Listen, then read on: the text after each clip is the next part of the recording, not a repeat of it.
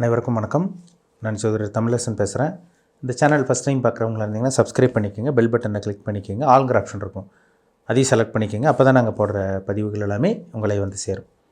இன்றைக்கி நம்ம இந்த வீடியோவில் பார்க்க போகிற தலைப்பு, நம்ம இப்போ எதை பற்றி பார்க்க போகிறோன்னா நட்சத்திர பலன்கள் பற்றி பார்க்க போகிறோம். நட்சத்திர பலன்கள் அந்த வரிசையில் வந்து பார்த்திங்கன்னா விசாக நட்சத்திரம், விசாக நட்சத்திரக்காரங்களோட கேரக்டர் எப்படி இருக்கும், விசாக நட்சத்திரக்காரங்களோட குணாதிசயம், உங்களுக்கு என்னென்ன தசாபுத்தி நடக்கும், என்னென்ன பிளானட்டோட இம்பாக்டில் இருப்பீங்க, உங்கள் வாழ்க்கை எப்படி இருக்கும், எல்லாமே இந்த வீடியோவில் நம்ம தெளிவாக பார்க்க போகிறோம்.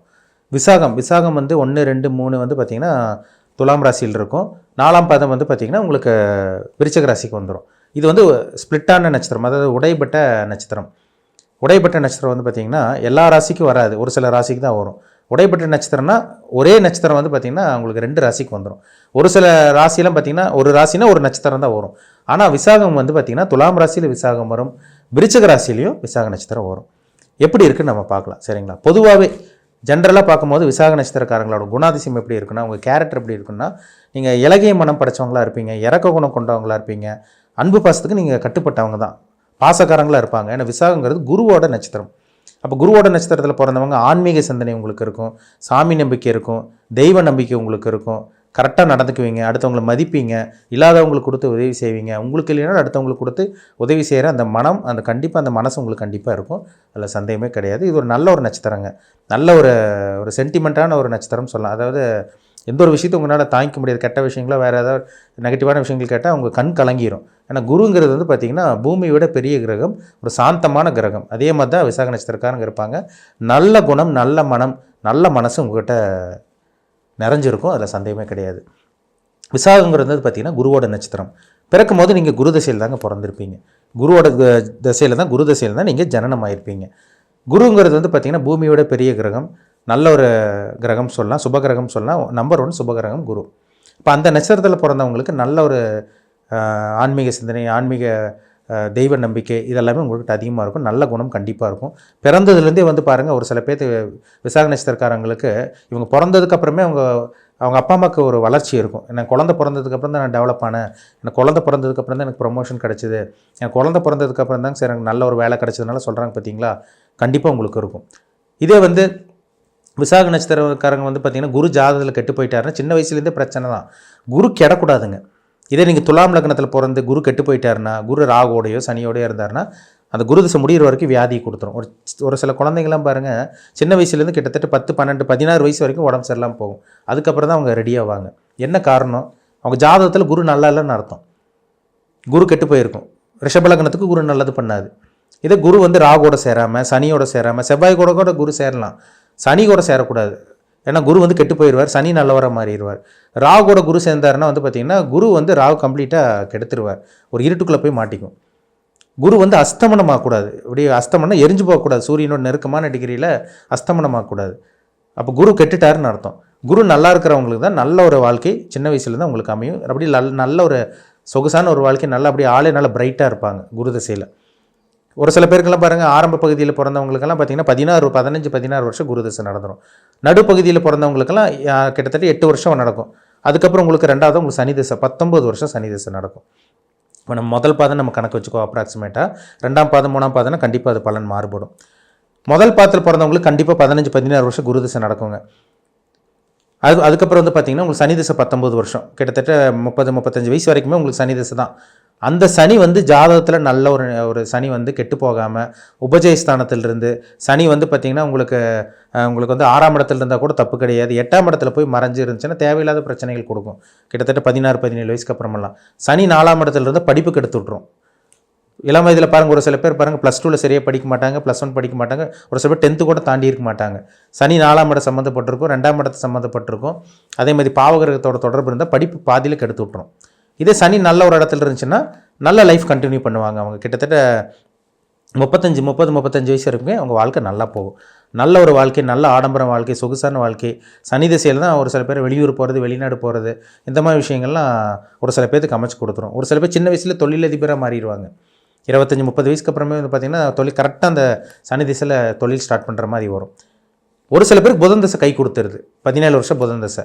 35 வயசுக்கு மேலே வரக்கூடிய புதன் தசை வந்து பார்த்திங்கன்னா கிட்டத்தட்ட உங்களுக்கு வந்து பார்த்திங்கன்னா 52 53 வயசு வரைக்கும் நடக்கும். சரிங்களா? கிட்டத்தட்ட அந்த 50 வயசு வரைக்கும் வரக்கூடிய அந்த புதன் நல்ல ஒரு இடத்துல இருக்கவங்க தான் 33 34 வயசுக்கு அப்புறம் தொழிலதிபராக மாறுறாங்க.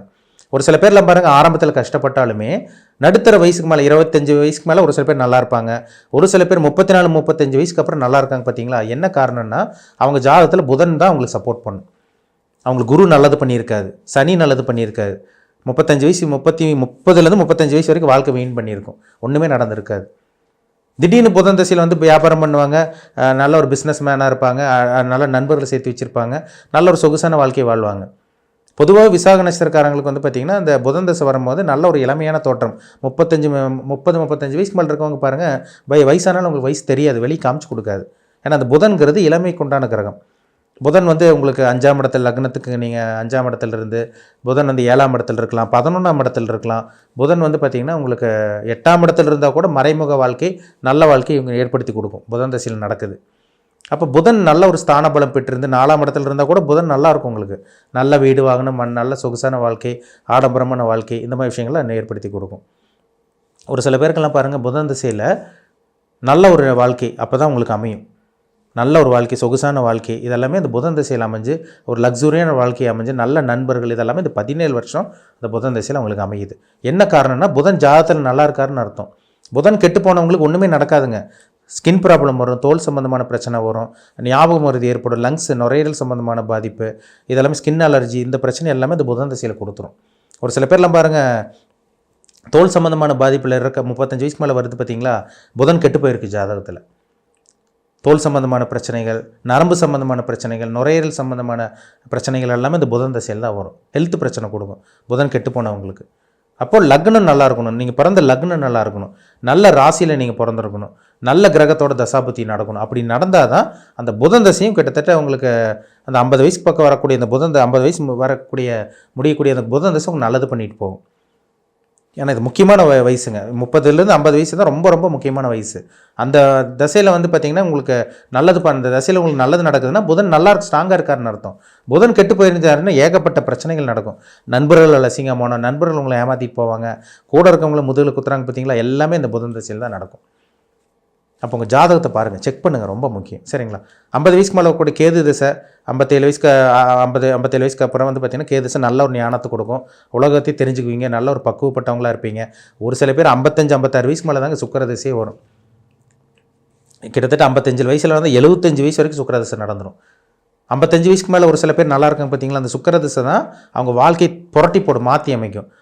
ஃபுல்லாக கிட்டத்தட்ட பாதி வாழ்க்கை போனதுக்கப்புறம் 50 வயசுக்கு மேலே வரக்கூடிய அந்த சுக்கிர திசை தான் ஒரு சில பேர் நிம்மதியாக வாழ்கிறாங்க.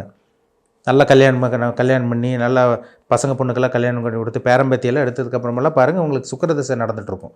பார்த்தா நல்லா அவங்க தனிப்பட்ட வீடு, கணவன் மனைவி வரை நல்ல ஒரு டீசெண்டான நல்ல ஒரு வாழ்க்கை வாழ்ந்துட்டுருப்பாங்க. பசங்க பொண்ணு அவங்க ஒரு இடத்துல இருப்பாங்க, இவங்க ஒரு இடத்துல இருப்பாங்க. பார்த்தா இவங்க நல்லா இருப்பாங்க. என்ன காரணம்னு பார்த்தா அவங்க சுக்கிர திசை நடக்கும், கண்டிப்பாக இருக்கும் அவங்களுக்கு. இதுதாங்க, இப்படி இதை மீறி உங்களுக்கு போகாது. இதை மீறி உங்களுக்கு வாழ்க்கை வேறு எப்படி போகாது. நீங்கள் என்ன தான் கோச்சார பலன் பார்த்தாலும், எவ்வளோ ராசி பலன் பார்த்தாலும், மாத பலன், கோச்சார பலன், வருட பலன்லாம் பார்த்தாலும் இந்த கிரகத்தை மீறி உங்களுக்கு 100% வேறு எதுவுமே வேலை செய்யாது. அதுதான் உண்மை. சரிங்களா? உங்கள் பிறப்பு ஜாதகத்தில் இந்த தசாபுத்தி நடக்குதான்னு பாருங்கள். இந்த கிரகங்களை உங்களை எப்படி ஆட்டி படைச்சிட்டு இருக்கு, உங்களை எப்படி ஆளுமை செஞ்சுட்ருக்கு, உங்கள் வயசு என்ன, விசாக நட்சத்திரம் நீங்கள் துலாம் ராசியில் பிறந்திருக்கீங்களா அல்லது விருச்சிக ராசியில் பிறந்திருக்கீங்களா, அதுக்கு தகுந்த மாதிரி சில விஷயங்கள்லாம் மாறுபடும். சரிங்களா? தனிப்பட்ட ஜாதகத்தில் தசாபுத்தி ரொம்ப முக்கியம், உங்கள் வயசு ரொம்ப முக்கியம், என்ன நட்சத்திர பாதத்தில் பிறந்திருக்கீங்க அதுதான் ரொம்ப ரொம்ப முக்கியம்.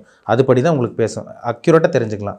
இனிமேல் என்ன பண்ணலாம், என்ன பண்ணக்கூடாது, உங்கள் லைஃப்பில் என்னென்னலாம் நடக்கும், வாழ்க்கையில் என்னென்ன விஷயங்கள்லாம் கேர்ஃபுல்லாக இருக்கணும், எப்போ நீங்கள் நல்லா இருப்பீங்க, எப்போ செட்டில் ஆவீங்க, அத்தனை விஷயங்களும் இந்த கிரகங்கள் தான், இந்த நடக்கக்கூடிய தசாபுத்தி தான் துல்லியமாக பேசுங்கிறதுல சந்தேகமே கிடையாது. அதனால் உங்கள் தனிப்பட்ட ஜாதகத்தை செக் பண்ணிக்கிறது ரொம்ப ரொம்ப முக்கியம். சரிங்களா?